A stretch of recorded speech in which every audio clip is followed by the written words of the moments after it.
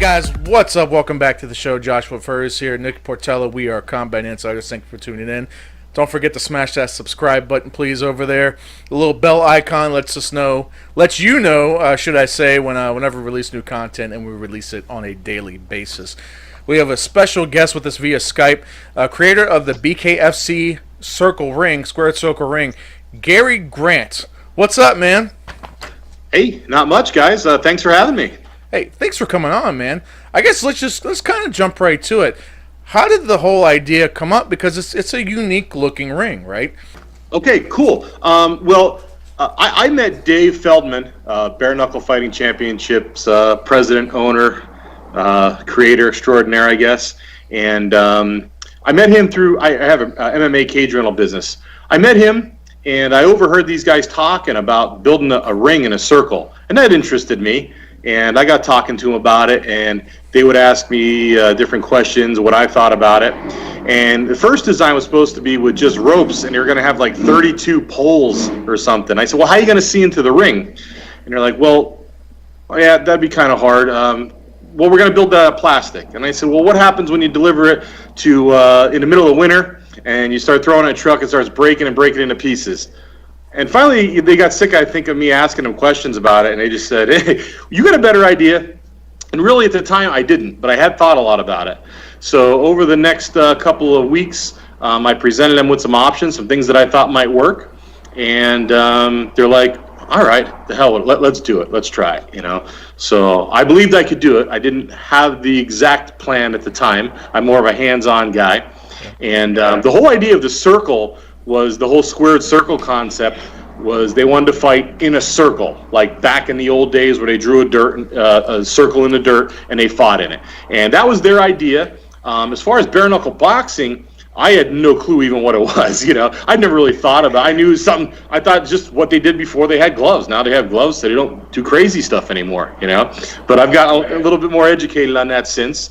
But it was their idea online, and I typed in squared circle. I kind of found the origins of the name and things, and that gave me some ideas to work with.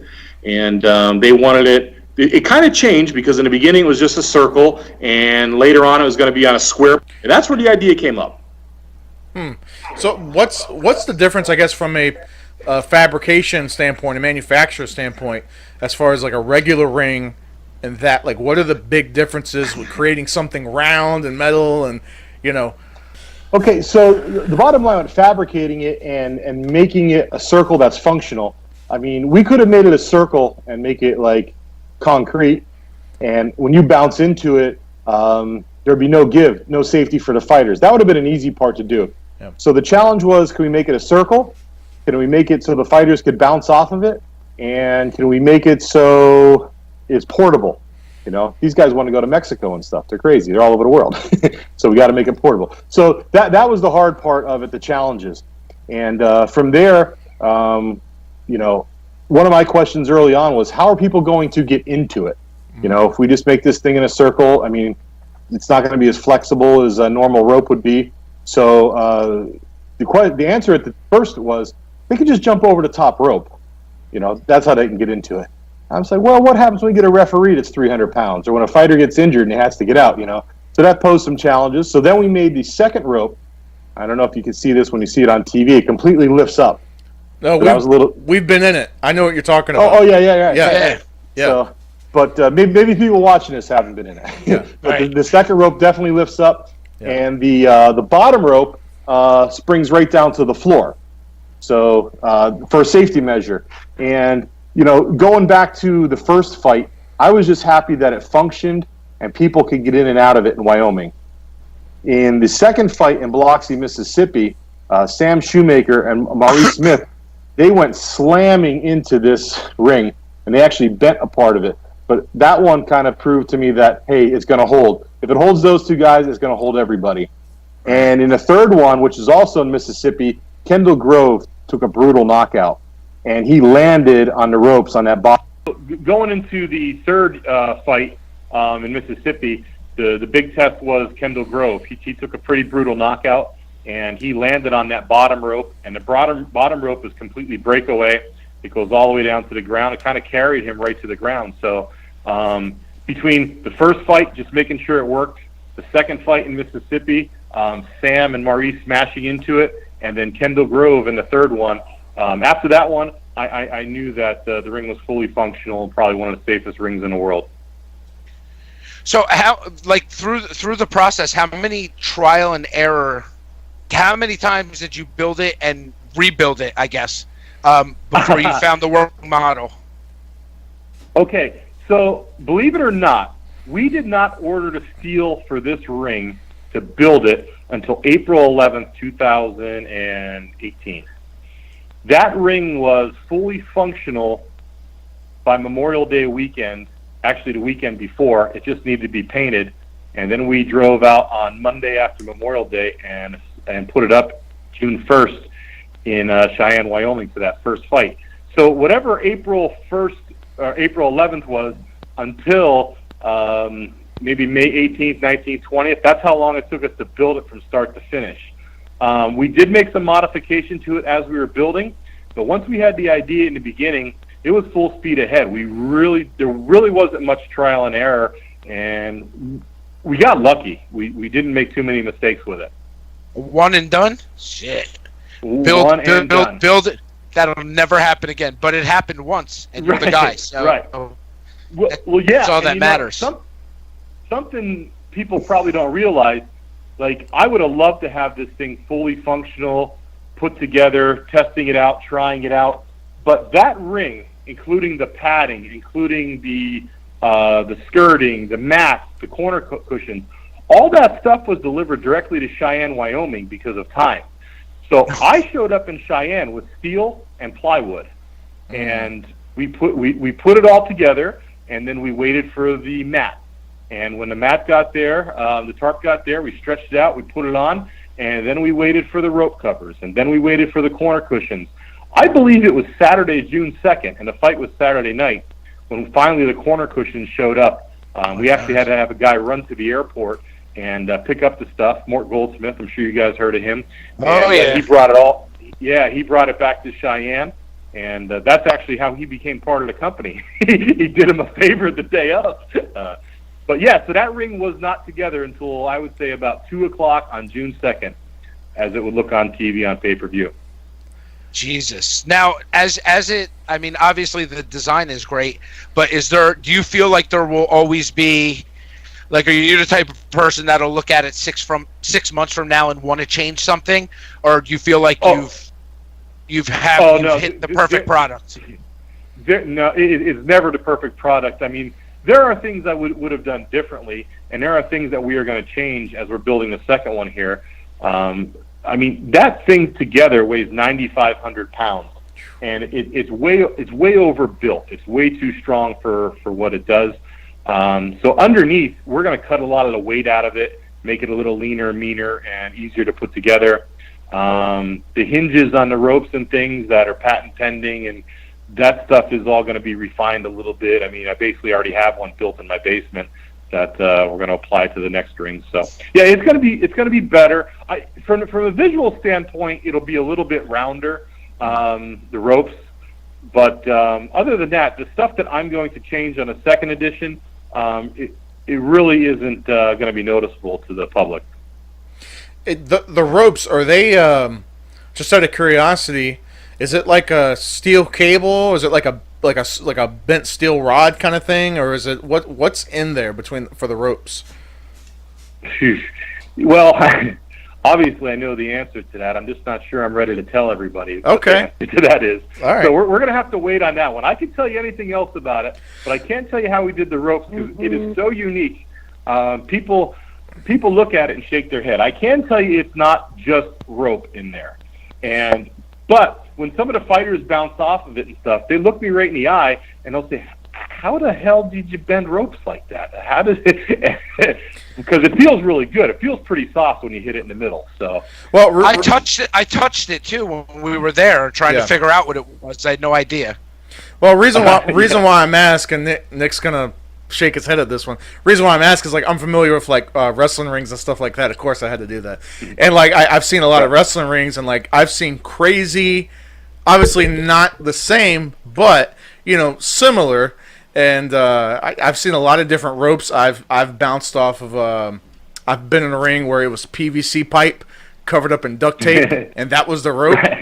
And it was, it was a good sound because when you cracked up against it, and you would hit the rope, it was a good kind of, you could hear it kind of shake, and it was a good sound to it. I've seen what WWE, they use boat rope for their rope. Right. Well, it's funny. It's funny you say that because I had some wrestlers training out of my gym once, and they put their ring up, and it was right next to the boxing ring, and I was always in and out of the boxing ring, but I'm like a little kid too. I jumped in that wrestling ring and I bounced off of their ropes, and that cable like cut into my back. I'm like, wow, and you get a new respect for what those guys really do. But I said, so we're not going that route either. But when you bounce off the squared circle, it's pretty soft landing for the most part. Yeah, you have to get that callus when you're slapping that rope constantly, multiple times a night. It's like, for real, most of the time when you bounce off of it, I don't know if you notice, most guys don't hit it fully flat back. They almost kind of grab it, and it's almost like like right underneath their armpit is where they kind of hit the ropes. Right. And again, it's because it's kind of meatier. I guess most people are meatier right there than on the back or on their exact back. But anyway, enough about that in wrestling rings. But so obviously there's some other big news. Nick's shaking his head. You can't see he's shaking his head at me whenever I talk about pro wrestling. But so Bare Knuckle Hall of Fame. Tell us about that. Yeah. So. That came as kind of a surprise. I'm being inducted into the Bare Knuckle Hall of Fame. That's going to be July 13th in Belfast, New York. Believe it or not, I had planned on going up there anyway. It's only a couple hours from my house.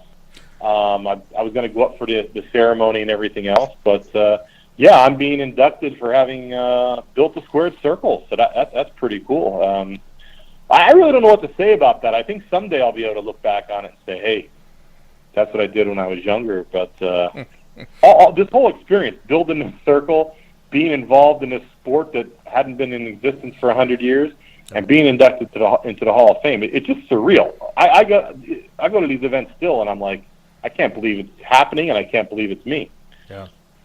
Well, just to put a tag on it, because it sounds way better, you're inducted as the modern ring architect.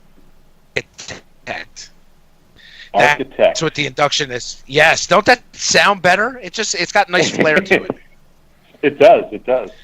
But kind of wild, man. I know we're going up for the whole weekend. Actually, we're going to go up and kind of do our thing. So we'll definitely be in Belfast for all that.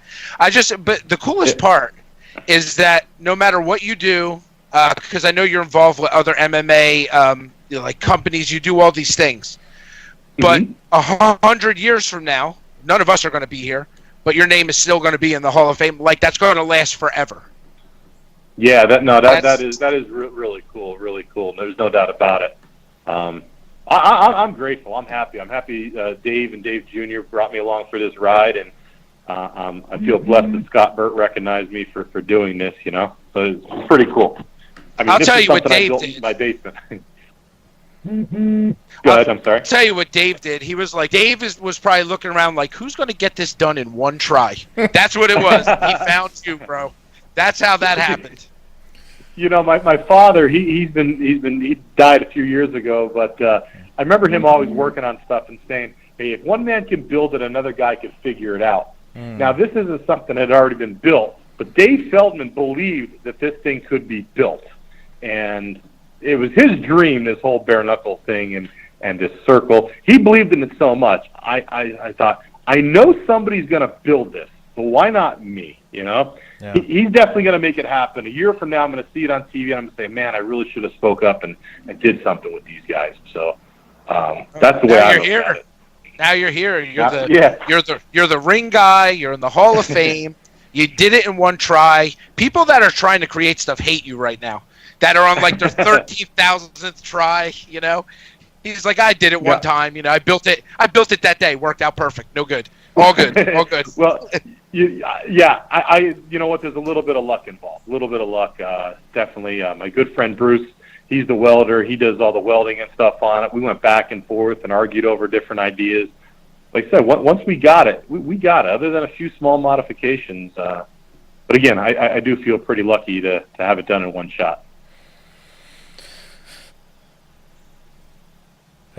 think like it's going to happen no matter what? I think you just kind of fell into that. Yeah. Like I said, they wanted it so bad. I knew that it would be on TV a year from now. So I just had to fit myself in there and figure out how it was going to be done. Celebrity status. There you go. Well, man, I tell you what, it's a gorgeous ring, especially touching it, hands on. Everything feels good. Like you said, the bounce feels good, and it's not too much, it's not too little.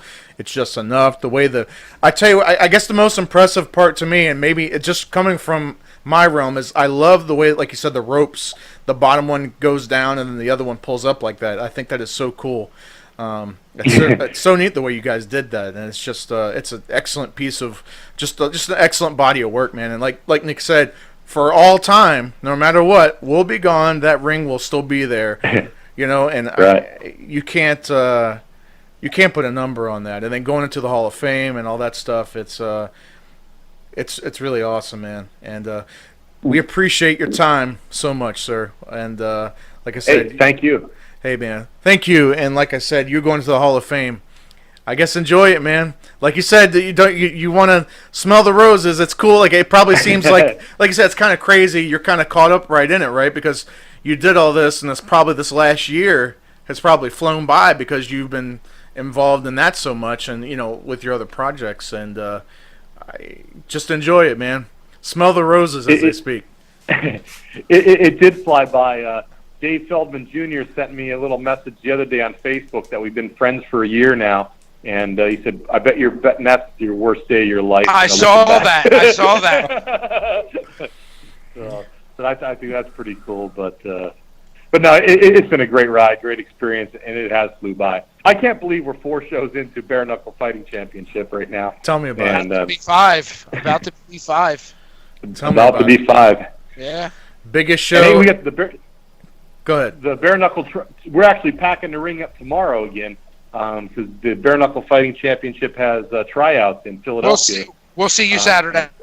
Yeah, we'll see. Perfect. Yeah, but you know what? I was actually talking to Nick about that because we don't really have a whole lot of information, and I was like, man, I wonder if they're doing any fighting in the ring. Is it just hitting pads? Exactly what. I wasn't even sure that they were bringing the ring, but that's awesome that you guys are bringing the ring up there too. So.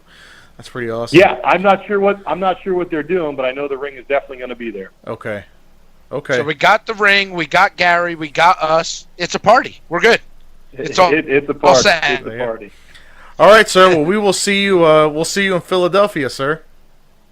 All right, thank you. I appreciate it, guys. And hey, shout out to my niece Abby because I missed her basketball game to do this interview today. Oh, well, we're sorry, Abby. We're sorry, Abby. He's a celebrity. He's in the Hall of Fame. This is what comes with fame. Thanks, all right, guys. That's what she needed to hear. That's it. All right, guys. Nick Portella. Right. I'm Josh Furs. That's Gary Grant, the creator of the absolutely gorgeous ring at BKFC. And we're Combat Insiders, and we're out. Thanks for tuning in.